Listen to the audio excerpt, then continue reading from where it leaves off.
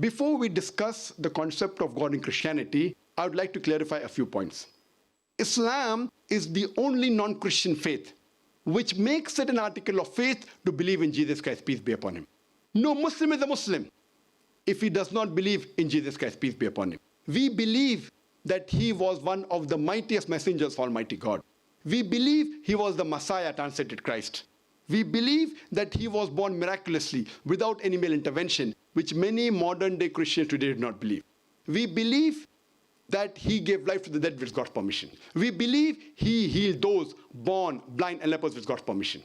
The Christians and the Muslims, we are going together. One may ask, then where is the parting of ways?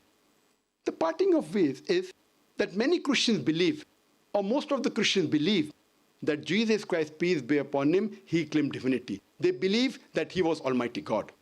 In fact, if you read the Bible, there is not a single unequivocal statement. There is not a single unambiguous statement in the complete Bible where Jesus Christ, peace be upon him, himself says that I am God, or where he says worship me.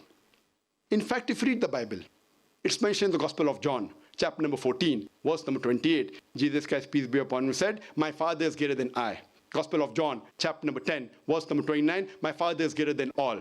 Gospel of Matthew, chapter number 12, verse number 28, I cast out devils with the Spirit of God. Gospel of Luke, chapter number 11, verse number 20. I with the finger of God cast out devils. Gospel of John, chapter number 5, verse number 30. I can of my own self do nothing. As I hear, I judge, and my judgment is just. For I seek not my will, but the will of my Father. Anyone who says, I seek not my will, but the will of Almighty God, he's a Muslim.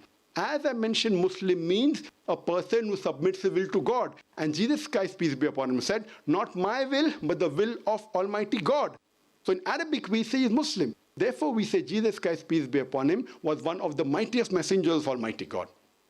And he further clarified in the Gospel of John, chapter number 14, verse number 24, he said that the words that you hear are not mine, but my Father's who has sent me. It's mentioned in the Gospel of John, chapter number 17, verse number 3, Jesus Christ, peace be upon him, said, this is life eternal, so that you may know one true God and Jesus Christ whom thou hast sent.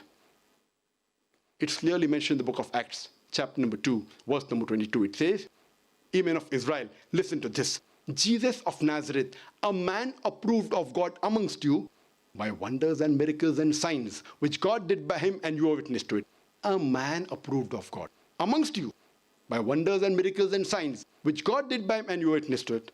And when Jesus Christ, peace be upon him, was asked, that which is the first of the commandments, he repeated verbatim what was said by Moses, peace be upon him, earlier. It's mentioned in the Gospel of Mark, chapter number 12, verse number 29. Jesus Christ, peace be upon him, said, Shama Israelu Adna Hainu Adna Ikhad, which means, hear, O Israel, the Lord, our God, is one Lord. So if you read the Bible, you should understand the concept of God in Christianity and understand Christianity in the right perspective.